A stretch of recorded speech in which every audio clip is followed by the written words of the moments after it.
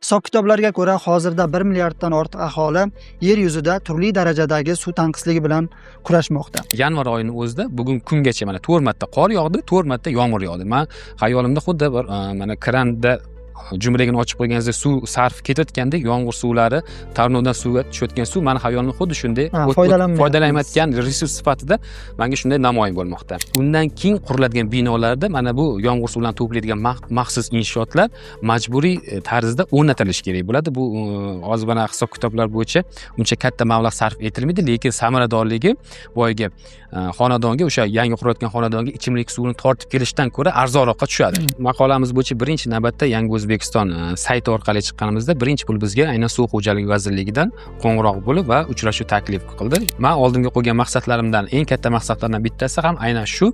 Bugungi kunda shu yangi qurilayotgan binolarda shu texnik suv alohida jumrakdan, ichimlik suv alohida jumrakdan kirib kelishi, qayerda muammo bo'lsa, shu yerda biznes degan bitta qaysidir xalqi bitta maqola bor.